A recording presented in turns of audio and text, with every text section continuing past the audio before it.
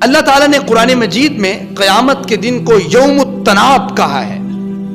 وَيَا قَوْمِ إِنِّي أَخَافُ عَلَيْكُمْ يَوْمَ التَّنَادِ، اے میری قوم میں تمہیں یوم التناد کے دن سے ڈراتا ہوں، ایسے دن سے جب ایک دوسرے کو تم بلا رہے ہوگے، ٹھہرنے کا دن، رکنے کا دن.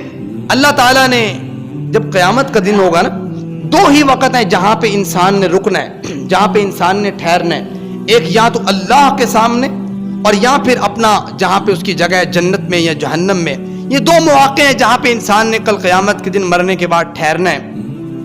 ان دونوں مواقع پہ اپنے والدین کا نافرمان شخص کامیاب نہیں ہوگا. کس طریقے سے کہ پیغمبر کائنات علیہ الصلوۃ والسلام کا یہ فرمان موجود ہے، جب اللہ کے سامنے کھڑے ہونے کا موقع آئے گا، ثلاثۃ لا ينظر اللہ، اللہ تین قسم کے لوگوں کی جانب دیکھے گا بھی نہیں. اللہ وہ کون سے لوگ ہیں؟ تین قسم کے لوگ. فرمایا سب سے پہلا شخص العاق لوالدی، والدین کا نافرمان شخص. یہ بات سوچے نہیں کہ اللہ اس کے ساتھ، اللہ اس کی طرف دیکھے گا. العاق لوالدی، سب سے پہلے اس شخص کو بیان کیا جو والدین کا نافرمان ہے، اور پھر ساتھ کہا دوسرا وہ شخص ہے جو شرابی ہے، اور تیسرا وہ شخص ہے جو احسان کر کے جتلانے والا ہے. معلوم یہ ہوا کہ جب اللہ کے سامنے کھڑے ہونے کا موقع آئے گا تو وہاں پہ وہ شخص کامیاب نہیں ہے.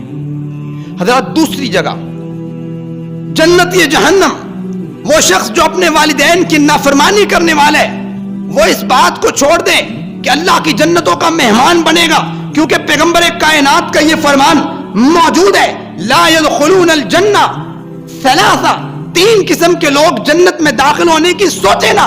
اللہ کے رسول وہ کون سے لوگ ہیں؟ پہلا شخص العاق لوالدی، والدین کا نافرمان، والدین کی اطاعت نہ کرنے والا، والدین کی بات کو نہ ماننے والا، پہلا شخص. اور دوسرا شخص فرمایا الدیوس. دیوس کسے کہتے ہیں؟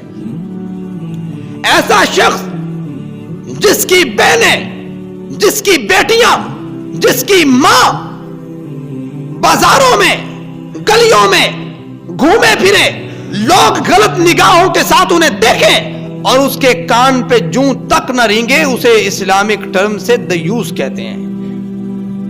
یہ ویلنٹائن ڈے ہے نا، آج 14 ڈے، اسی حوالے سے دیوس کی ڈیفینیشن کو سمجھ لیں.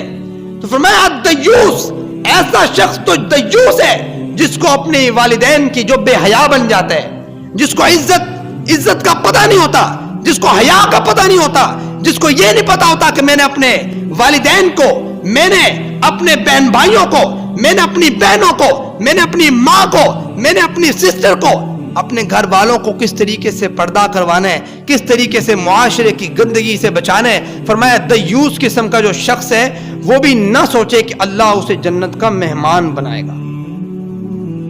تیسرا شخص فرمایا والرجل، ایسا شخص جو عورت کی مشابہت کو اختیار کرتا ہے، اور ایسی عورت جو مرد کی مشابہت کو اختیار کرتی ہے.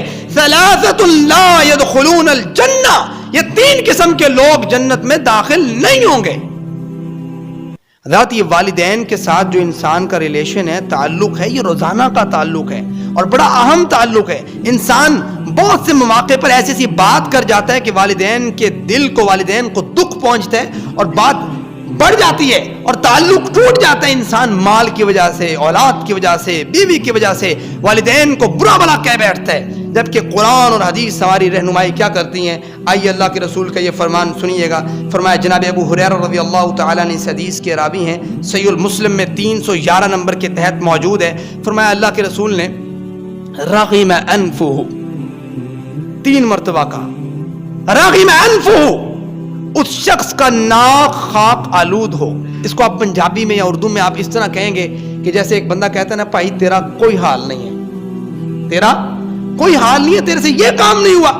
فرمایا رغم انفہ، 3 قسم کے لوگ، رغم انفہ، فرمایا اس شخص کا ناک خاک آلود ہو کہ بھائی تیرا تو کوئی حال نہیں رہا. کون سا شخص؟ من ادرک احد ابوی فمات دخل النار، ایسا شخص جس نے اپنے والدین میں سے کسی ایک کو پایا یا دونوں کو پایا، دوسری روایت میں، اور وہ اس حال میں فوت ہو گیا کہ وہ جہنم میں چلے گیا، اس نے خدمت کر کے اپنی جنت کو حاصل نہیں کیا، ایسے شخص کا ناک خاک آلود ہو، بھائی تیرا کوئی حال نہیں ہے۔ اللہ کے رسول فی رضی الوالد، اللہ کی رضا والد کی رضا میں ہے، اور اللہ کی ناراضگی والدین کی ناراضگی میں ہے۔